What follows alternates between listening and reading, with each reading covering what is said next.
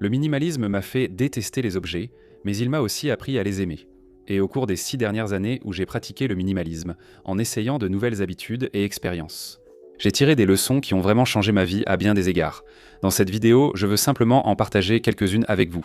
Tout d'abord, aussi étrange que cela puisse paraître, celle-ci m'a été inspirée par le Grinch. Et c'est que le bonheur ne vient pas d'un magasin. Vraiment. Je pense que l'une des premières choses que j'ai remarquées à propos du minimalisme, c'est que beaucoup de gens achètent de quoi des objets. J'ai acheté des choses pour me sentir mieux, non.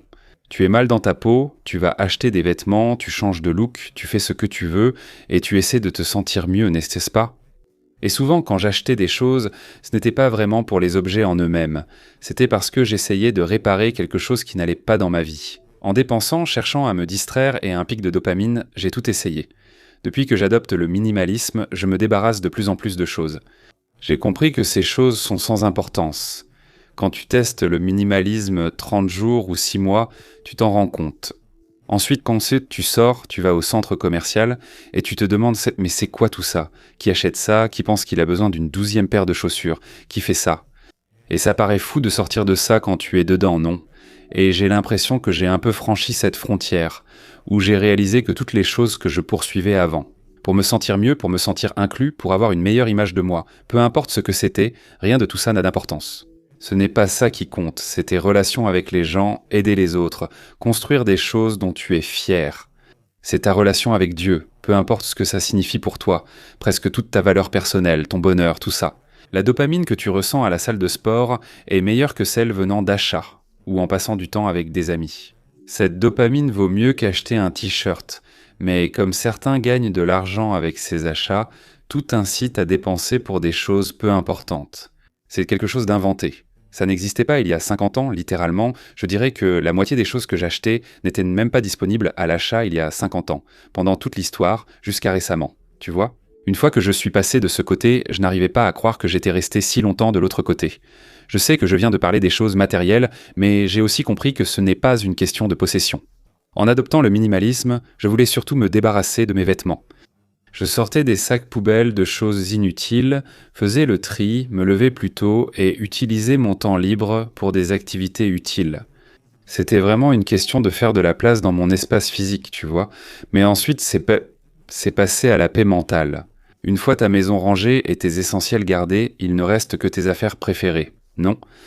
Tu n'as plus de bazar partout, tes placards sont plutôt bien rangés et tout ce genre de choses. Et là, tu te rends compte que ton cerveau, lui, part un peu dans tous les sens, tu vois. Ton cerveau est comme rempli de désordre. Et c'est quelque chose avec lequel j'ai eu du mal.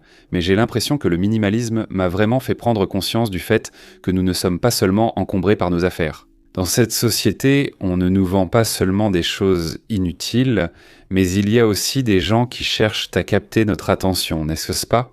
Nous vivons dans l'économie de l'attention. J'ai compris que, même sans acheter d'objets, je restais consommateur en absorbant beaucoup de choses.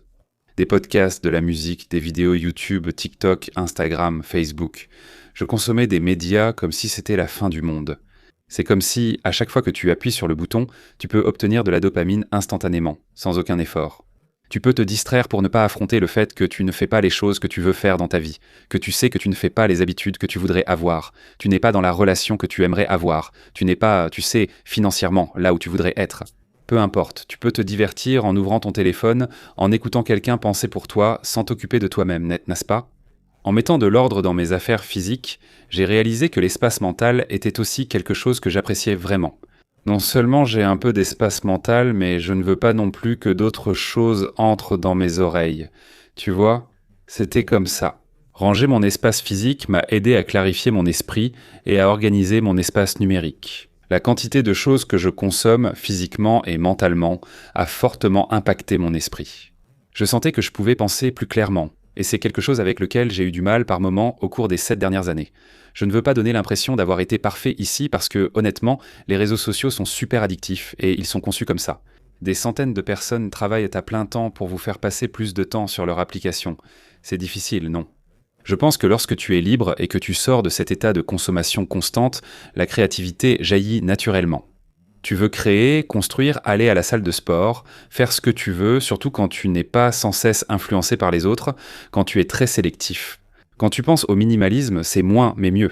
Oh, c'est peut-être de l'essentialisme, mais en fait, c'est trouver les quelque chose qui comptent vraiment et essayer d'ignorer tout le reste. Donc c'est comme si tu pouvais reprendre ton temps, ton énergie et ta concentration sur les choses qui ne comptent pas, tu vois. Dépenser de l'argent inutilement dans le consumérisme, être là, consommer des heures et des heures de contenu sans fin. Tu peux prendre tout ce temps, cette énergie, cette concentration et cet argent, tu vois, et les réinvestir dans des choses qui apportent vraiment de la valeur à ta vie, des choses qui te rendent vraiment heureux, dont tu peux être fier en y repensant.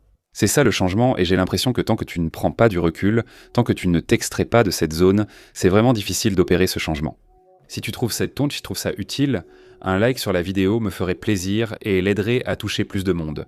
Donc je vais mentionner quelque chose qui m'a vraiment aidé à sortir de ça plusieurs fois, c'est de faire des resets. Même si je suis un grand partisan des petits changements sur une longue période, j'en ai parlé tellement de fois sur cette chaîne.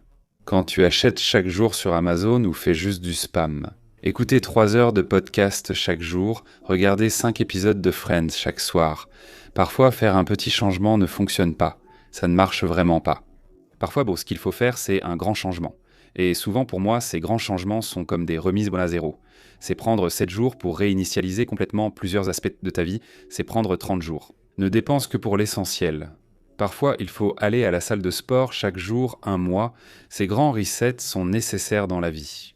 J'ai l'impression que parfois, il faut juste sortir des mauvaises habitudes pour pouvoir établir celles que tu veux vraiment et te rapprocher de cette vie-là, et je traverse justement une de ces périodes en ce moment. Si tu as vu certains des autres contenus que j'ai fait récemment, j'en ai parlé. C'est difficile de sortir des habitudes que tu as eues, peut-être pendant 5, 10 ans, toute ta vie, ou même seulement quelques mois. On prend vite l'habitude de vouloir quelque chose, de l'acheter sur Amazon, de le recevoir le lendemain, et d'oublier ce qu'on a acheté. Ce réflexe peut nuire à tes finances. 27 € par jour, ça ne paraît pas beaucoup, mais ça fait 10 000 € par an, ça pourrait changer ta vie. Donc en ce moment, j'essaie vraiment de faire ce changement, de simplifier ma vie, de trouver de la clarté mentale, de me concentrer sur ce qui compte, d'apporter de vraies améliorations. Pour ne pas regarder en arrière dans 30 ans et voir la même chose. J'ai repensé à ces moments et compris que je me suis souvent distrait dans ma vie. Je ne sais pas. Je pense qu'il y a une autre chose que je veux mentionner, c'est que j'ai beaucoup réalisé que l'argent, en fait, c'est ta vie. Il y a un livre à ce sujet qui s'appelle « Votre argent ou votre vie ». Mais en fait, c'est vraiment ça. Quand tu achètes des choses, quand tu gaspilles de l'argent pour des trucs qui n'ont pas d'importance. Non seulement tu tournes en rond, mais tu gaspilles aussi des jours de ta vie pour des objets qui finiront à la poubelle dans 6 mois. Littéralement, tout ce que tu vois dans un magasin, tu entres dans un magasin, tout ce que tu vois là-dedans. Dans probablement 10 ans, ça finira dans une décharge. Presque chaque chose dans ce magasin, c'est juste des déchets conçus pour casser, tu vois. Les chemises y sont faites pour s'user assez rapidement. Comme ça, tu en achètes une autre. Les lave-vaisselle sont conçus pour durer 5 ans avant qu'il y ait un problème électrique. Et il est juste moins cher d'en acheter un autre. Les choses ne sont plus faites pour durer. Et quand j'ai commencé à voir ça, tu t'en rends compte. Je n'ai pas envie de passer des jours de ma vie à travailler pour des trucs qui vont finir à la poubelle. Franchement, ça ne va rien changer à ma vie. Donc voilà, c'est juste quelques-unes des choses auxquelles j'ai pensé en réfléchissant à tout ça récemment. J'espère que ça vous a aidé. Si vous en avez tiré quelque chose et que vous pensez que ça pourrait aider quelqu'un d'autre, n'hésitez pas à le partager avec eux. Chaque interaction avec une vidéo augmente sa visibilité et la fait découvrir à d'autres personnes. Et mon véritable objectif, c'est d'aider les gens à être moins centrés sur la consommation, à avoir une vie plus saine et plus épanouie. Donc j'apprécie vraiment toutes les personnes qui interagissent avec ces vidéos, qui aiment, qui commentent et tout ce genre de choses. Merci beaucoup et on se retrouve la semaine prochaine.